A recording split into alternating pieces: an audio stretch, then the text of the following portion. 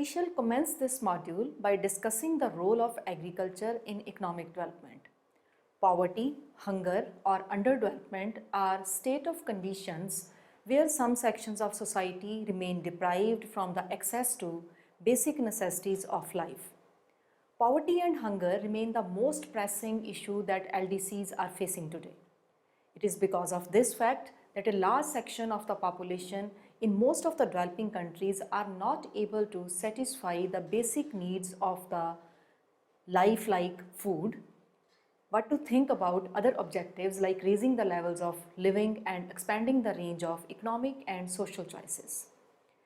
The proportion of poor is much higher in rural areas in comparison to urban areas. In rural areas, agriculture is the primary source of employment and income for a majority of the population therein. Since agriculture is the most important source of employment and income generation, it is natural to expect that performance of agriculture will have impact on rural poverty. This is also true in case of India. Schulz remarks perceptively, most people in the world are poor, so if we knew the economics of being poor, we would know how much of the economics that really matters. Most of the world's poor people earn their living from agriculture. As if we knew economics of agriculture, we would know much of the economics of being poor. We all know that most of the world's people are poor, that they earn a pittance for their labor, that half and more of their meager income is spent on food, that they reside predominantly in low-income countries, that most of them are learning their livelihood in agriculture.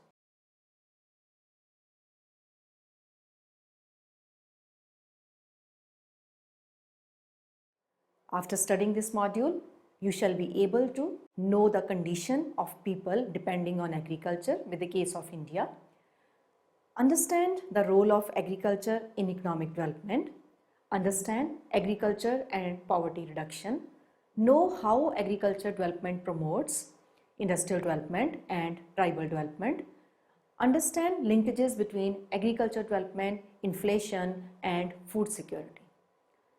Now we will discuss condition of people depending on agriculture in case of India. There is declining importance of rural and agriculture sector in the policy formulation of many developing countries. The same is the case for the people, both for the farmers and agriculture laborers depending on agriculture. Everybody believes in growth, which is less likely to come from agriculture because of quick operation of law of diminishing returns. The basis of its neglect is agriculture can't help much in growing the economy, so emphasis is put on other sectors like industry and services. The basic outlines and strategy of Indian economic development planning in the post-independence era was set during the second five-year plan, popularly known as Nehru-Malanobis strategy. The current core of that plan was a move toward capital-intensive, fast-paced, heavy industrialization led by the public sector. In doing so, the planners either sacrificed or postponed or paid lip service to all other ideal goals, that is the development of agriculture, the creation of employment opportunities, balanced regional development, and improvement in the well-being and quality of life of the rural people, very well stated by Brass. For example, the percentage share of agriculture gross capital formation, that is GCF, in total GCF has declined from 18.9% in 1980-81 to 9.9% in 95-96. Similarly, public investment as percentage of total investment in agriculture and the allied sectors has declined from 20.5 in 2004-05 to 17.6% in 2008-09. The persistence of poverty, hunger and underdevelopment is the neglect of the rural sector and more precisely the agriculture sector, which leads to exclusion of majority of the population depending on it. Despite such high growth rate of non-agriculture sector, people could not move out of low productive agriculture to high productive industrial or services sector. That was the basic tenet of the growth trickle-down theory adopted by the government and more precisely by the Planning Commission. Though the share of agriculture in the GDP is continuously declining, only 15.7% in 2009-10, it still provides employment to 52% of the workforce in comparison to the other two sectors. In three most populated states, namely Uttar Pradesh, Bihar and Madhya Pradesh, 48% of the rural poor are agricultural labor and 28%, in total 76%, are self-employed in agriculture.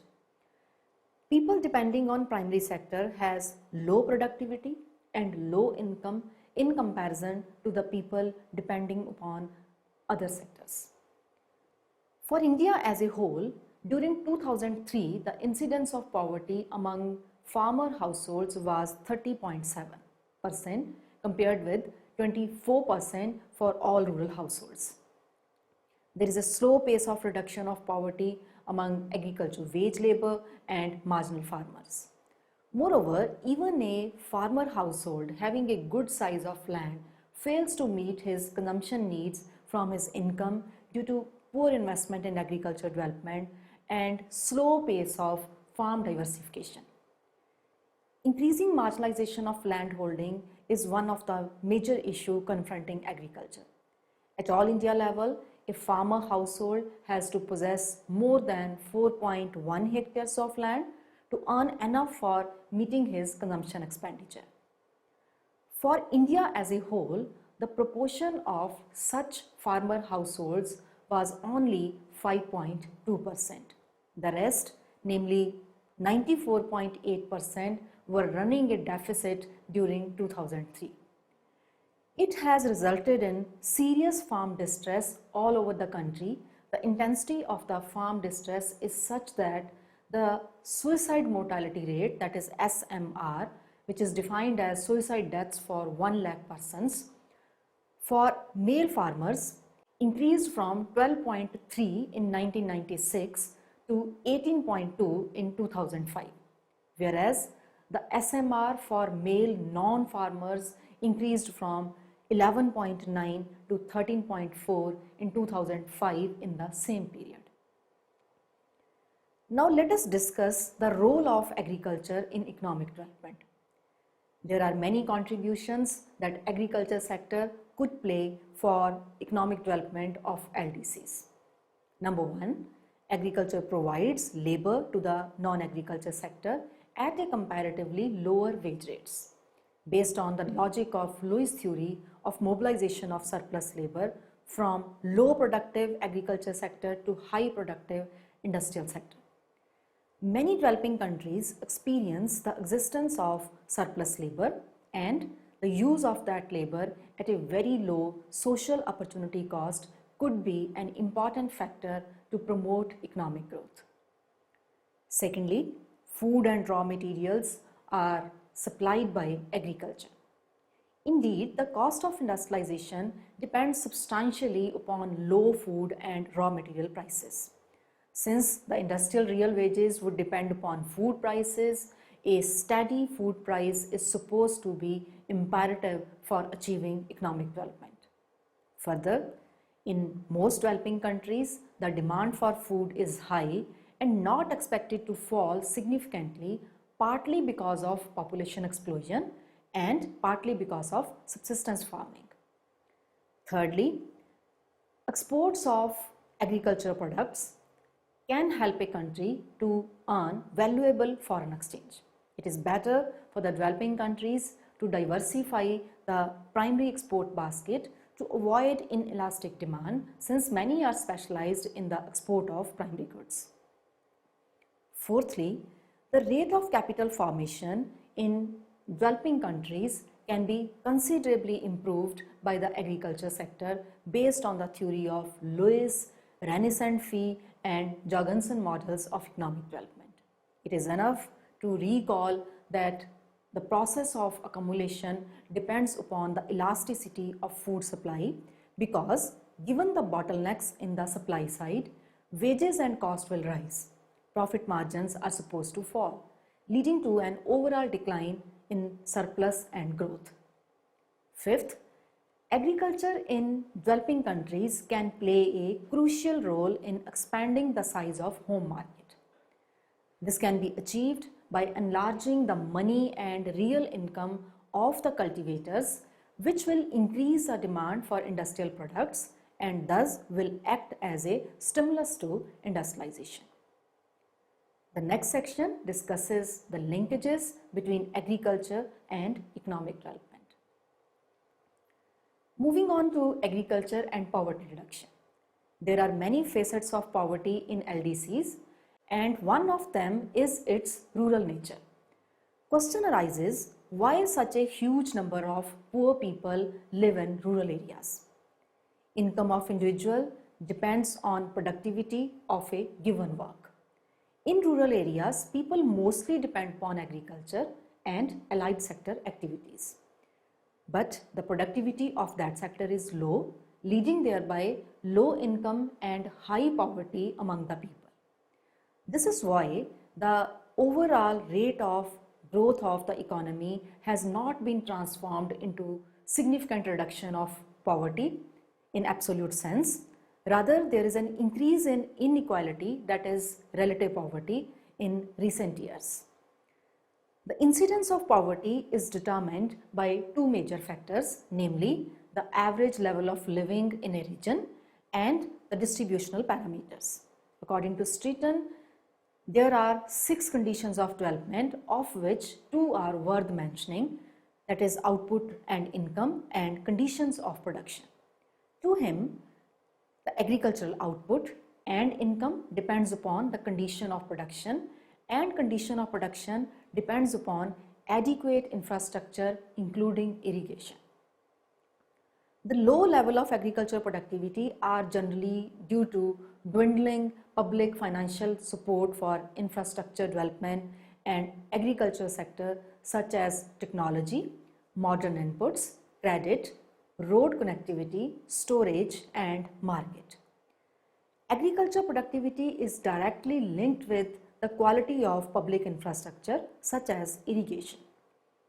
This is also the reason why the irrigated area results in higher agricultural productivity and higher income in comparison to rain-fed area.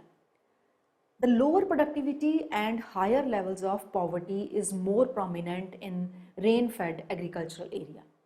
There is still the prevalence of subsistence farming and there is little impact of GR technology in those areas. It depends mainly on rain or monsoons for agricultural protection. In such a situation, it becomes difficult for farmers, particularly small farmers and landless laborers, to escape poverty. History shows agricultural development has played a crucial role in the development of the present developed countries like UK, USSR or Japan. Agriculture provided the necessary capital required for the development of the industry. In Japan, it was a land tax. In USSR, it was the forced extraction of agricultural surplus, and in Western Europe, particularly in England, it was the surplus generated on the land. Moreover, in case of India, it is not a coincidence that all the states having lower incidence of poverty are agriculturally developed states. States like Punjab, Haryana, Kerala, Gujarat, Maharashtra or Tamil Nadu, they are either developed with agriculture or with labor-intensive small-scale industries, with cotton being the main raw material for those industries, or with both. But certainly not with the heavy industries. Agriculture development, primarily promoted by irrigation facility, has so many merits. Firstly, in the double crops or triple crops area, it certainly enhances the resource base of the owner of all groups of farmers, including the small and marginal. Secondly, it assures return to the farmers, particularly in the single crop or rain-fed or drought area. Thirdly, it promotes farmers to adopt technology of production, leading thereby increase in overall productivity. Fourthly, The benefits are not only confined to the owners of land but also to the landless agricultural workers by increasing their demand and ultimately the wage rate. Advanced agriculture requires high and intensive use of laborers, which increases their bargaining strength. This is the reason why agricultural wage rates are higher in agriculturally advanced states and regions, even in the agriculturally backward regions. Lastly, the revival of agriculture production is essential not only for reviving income and employment for the farmers and laborers, but also for maintaining food security of the country and raising the real income of the people, particularly for the poor, by checking in excessive price rise. Ahluwalia in 1978 examined the Indian evidence in a fairly comprehensive manner both at the all India level and at the level of major states, and found a strong inverse relationship between agricultural per capita value added and incidence of poverty during the period of 1956 to 67 to 1973-74 at the all India level. Moreover, agriculture productivity seems to impact rural poverty by raising the real income of the landless agricultural workers in two ways: by lowering the prices of the food items and by raising their wage rate. Now let us discuss agriculture development versus poverty alleviation programs. Poverty alleviation programs are based on the logic to make a person alive from hunger, nutrition or drought-like situations. Many of the poverty alleviation programs like wage employment programs or food security programs are based on to check poverty and not to solve the problem permanently. That is the origin of it. To abolish poverty, there is a need to find out the area or the regions and sectors from which it originates. Rao in 2005 argues an intriguing aspect of India's anti-poverty strategy is that while its policies to support the poor stagnate the level of relief measures, little attention is being paid to the process generating poverty, which are operating without checks. This has serious implications for sustained agriculture growth and reduction in rural poverty. Thus, in the long run, there is urgent need to deal with its origin, and for that the three measures will go a long way. First, protection of livelihood of the poor. Second, making their livelihoods profitable. And third, creation of assets or new opportunities of livelihood. The size of poverty alleviation programs, that is PAPs, depends on the rate of economic growth. With economic growth, there is higher revenue that will be spent on the scheme to alleviate poverty. The PAPs, mostly based on the principle of charity, seldom works. Has charity ever removed poverty? It is because of this poverty still exists, despite thousands of rupees have been spent on since independence, and particularly after the famous slogan of Garibi Hatao. When this is the case, it is not wise to solely depend on poverty alleviation programs. These programs would merely save the personal from disastrous consequences like malnutrition, hunger and starvation death, but cannot significantly raise the income level of the poor. In other words, it cannot make the person raise its income, so it is better to look for other strategies to achieve the broad objective of economic and social development. The agricultural development strategy, on the other hand, works directly to reduce poverty and achieve economic development without waiting for the growth to take place. Even a smaller percentage of growth in this sector has a larger impact on poverty reduction by directly raising the income of vast majority of population, particularly poor. Explaining the economic development of South Korea, Stiglitz pointed out two factors responsible land reforms, leading thereby agriculture development and human resource development. He concluded, some countries have grown without reducing poverty, and some have been much more successful in reducing poverty at any given growth rate than others.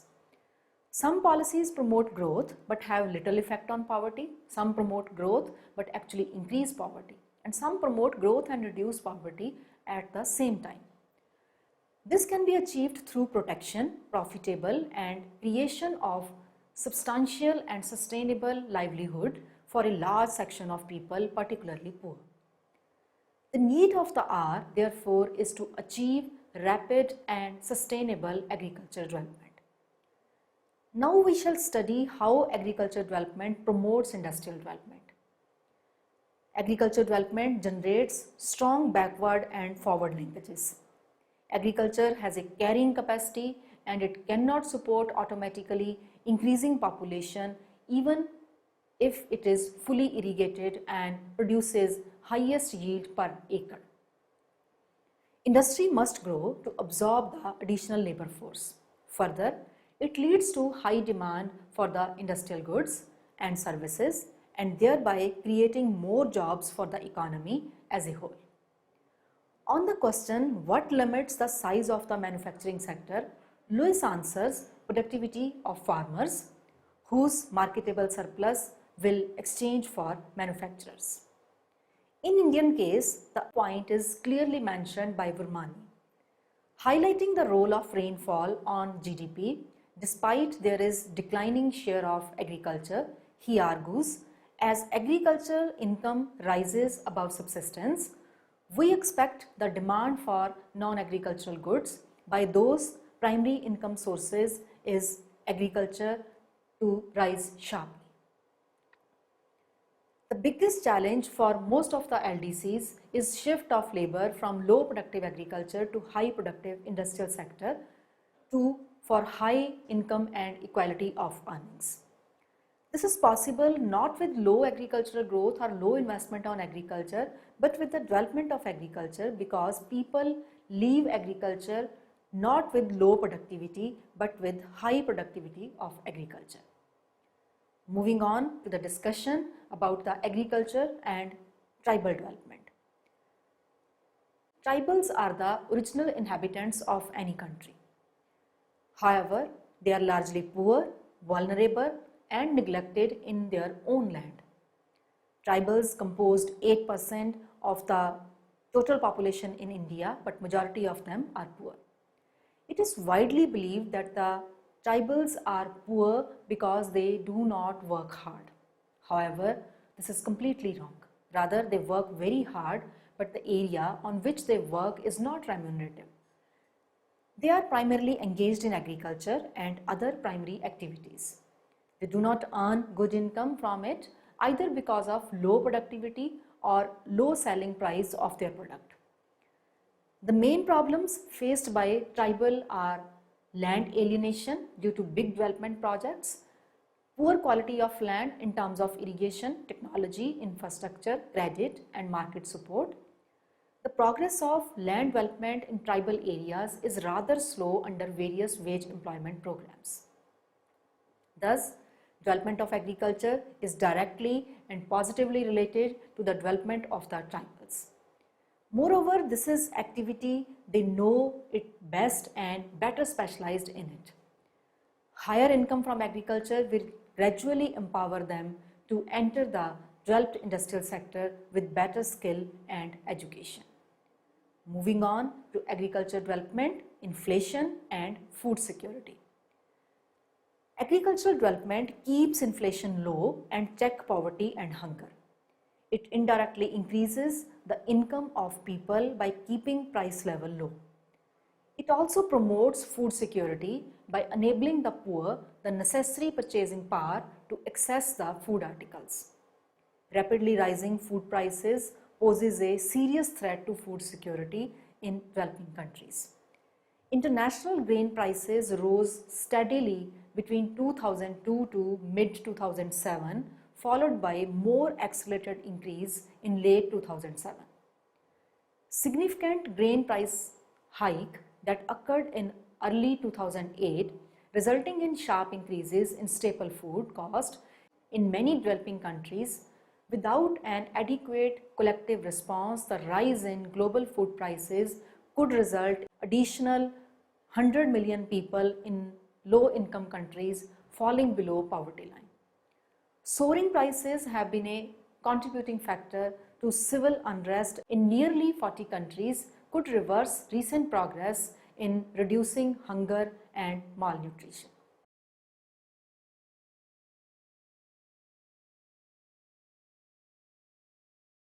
Let us summarize what we have learned in this module. Most of the world's people are poor, that they earn a pittance for their labor, that half and more of their meager income is spent on food, that they reside predominantly in low-income countries, and that most of them are earning their livelihood in agriculture. The persistence of poverty, hunger and underdevelopment is the neglect of rural sector and more precisely the agricultural sector, which leads to exclusion of majority of the population depending on it. There are many contributions of agriculture sector to the economic development of LDCs. Agriculture productivity seems to impact rural poverty by raising the real income of the landless agriculture workers in two ways, by lowering the prices of the food items and by raising their wage rate. Many of the poverty alleviation programs like wage employment program or food security programs are based on to check poverty and not to solve the problem permanently. Agriculture development keeps inflation low and check poverty and hunger. It indirectly increases the income of the people by keeping prices low. It also promotes food security by enabling the poor the necessary purchasing power to access the food items.